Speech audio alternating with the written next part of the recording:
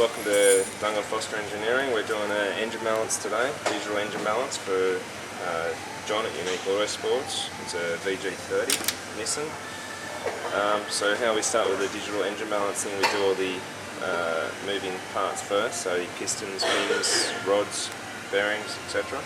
So we'll start with the pistons today. It's got a set of wire-scope pistons, so it's as simple as weighing everything, and we machine each component to the lightest part. So we'll weigh them all one by one. These should be pretty close, or within half a gram. So they're usually pretty small. It's half a gram heavier. We'll show you how we're going to machine them and the couple of spots where we can touch it. Alright, so it's just the one. It's half a gram over. So we'll go over to the grinder. There's only a few spots where you can machine. Usually you can, if it's only half a gram, we can take a slight chamfer off these two outside edges. Otherwise sometimes you can machine in here. If there's an area in here we can take a little bit off down the bottom of the piston. So with this, for half a gram, we'll just give it a light chamfer and that should be enough.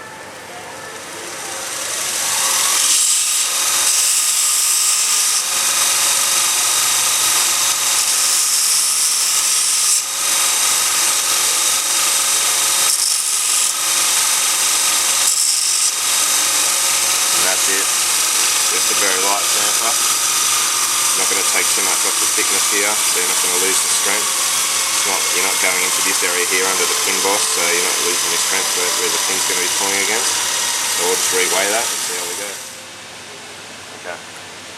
So once we've done all our pistons, we weigh all our pins. These are all the same, 112.5 for all of them. We've already weighed them, so that should be right.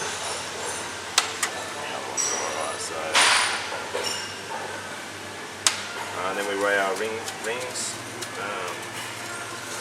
we weigh one ring set. And we also weigh one pair of bearings, so we've got all our weights. 22 grams for the ring pack. We weigh a set of bearings, and once we've done all that, we move on to our rods. Now our rods are not done as a total weight. There's a reciprocating weight in the balance calculation and a rotating weight that we have to calculate to get our right bob weight that we're going to be bolting on later on. So what we need to do is weigh all our rods, big ends separately, and then once the big ends are all the same as each other, then we do our little ends exactly the same. So how we weigh our big ends is this jig here, 0 to start. Put each one on like this. There's a level over here, so it keeps the rod square. So it's going to get our pulse ready. With these, they should be very close, being a decent aftermarket rod. So we just weigh each big end like that. And if we've got one out,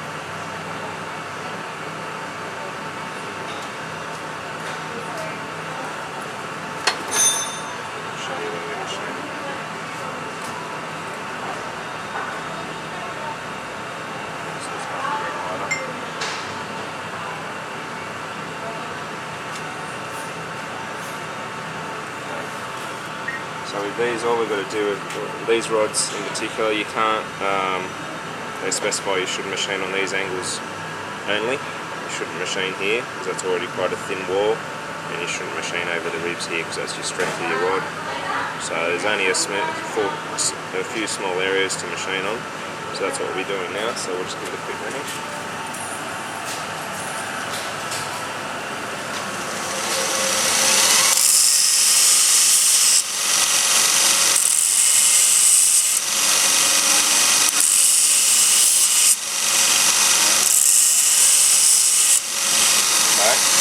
That's how it should come out, nice and even like that, all four corners.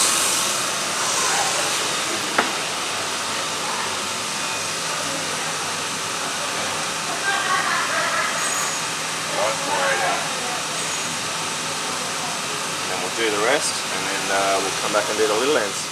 Alright, so we've done all our big ends. They've all been machined in the corners, so they're all exactly the same weight now. I think there was 4 of them that were done, or 5 of them that were done, so they're all spot on. Now when we're doing our little ends, we can either reverse these two pieces around like this, just like we did with the big end, it's just the opposite way around. We can weigh it like that, or because we already know the big ends are right, the easiest way for us to do it is just weigh the total weight. Whatever amount it's out, we only take off the little ends because we already know our big ends are right. So all we'll do is weigh all them from the start. So 601.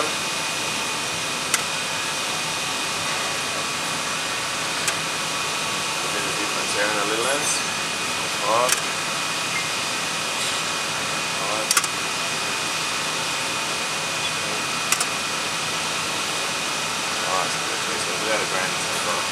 So with the little ends, as far as machining these, all we need to do is, it's only half a gram or a gram, sometimes we can take it off here. You can't take too much thickness out of here, wall thickness, because you don't want to weaken the rod. Or sometimes you can just do a light chamfer over that chamfer that's already there, and that's it. So with these being half a gram to a gram, we'll just give these a finish over here, and that will be okay. So we'll do that with this as well.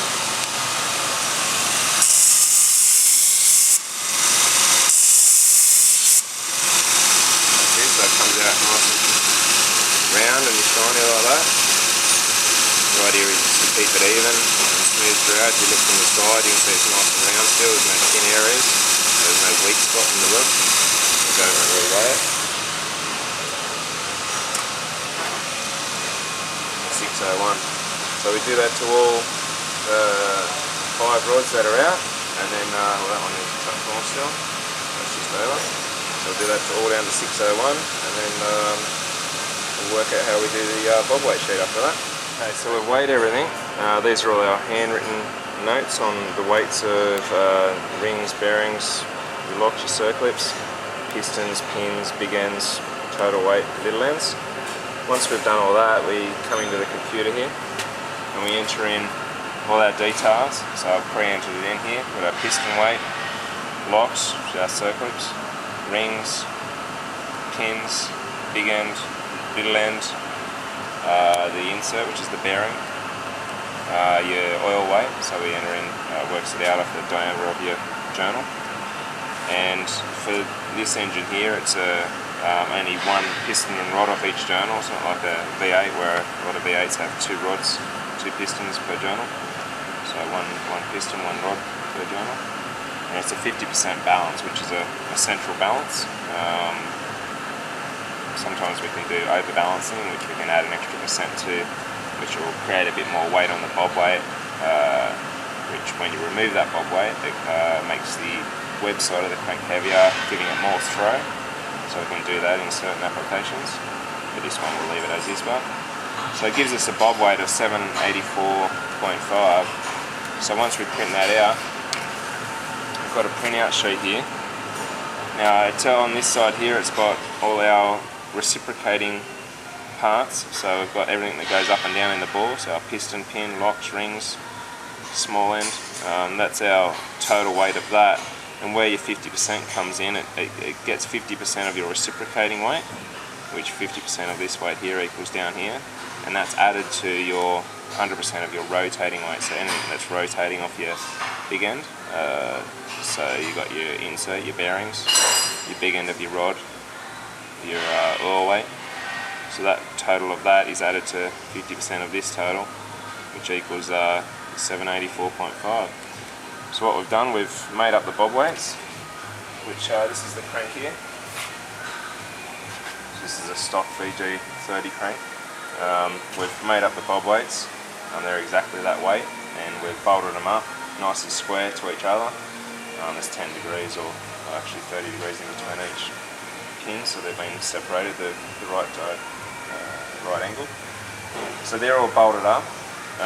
We've set the machine up, so it's going to give us a readout of however much it's out. It's going to tell us off the first journal from here in.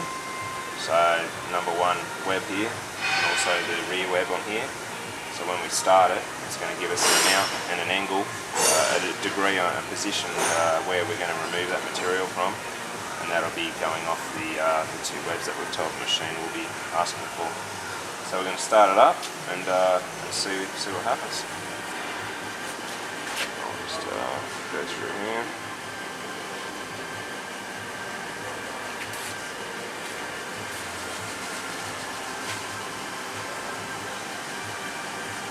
Alright, so it'll spin up. On its first spin, it'll spin in between 490 RPM and 510.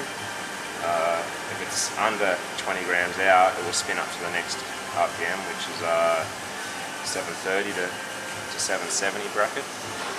So with this one, it's spinning up a bit slower, between the 490 to 510, so it's obviously a little bit further out than 20 grams.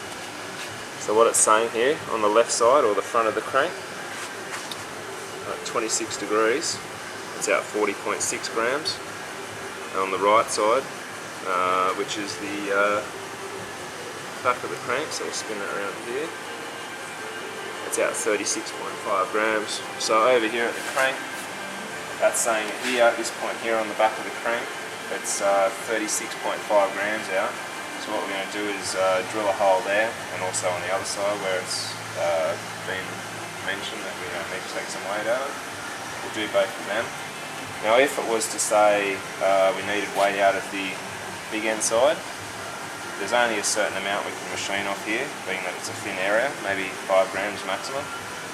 So what would happen usually if it was over that amount, we would have to then add a Mallory weight, which is a weight that's, we drill and ream a hole sideways into the crank and then press it in. We don't drill a hole inwards like this and drop Mallory into it and weld over the top, because what can happen once your crank spins up at full revs and gets hot, it's that weld can come out and that Mallory will shoot out through the side of your motor, which you don't want. So always drilled and reamed and pressed in sideways for security. So in this case, we've just got to drill some holes. So we'll drill a couple of holes and we'll see where it comes up at.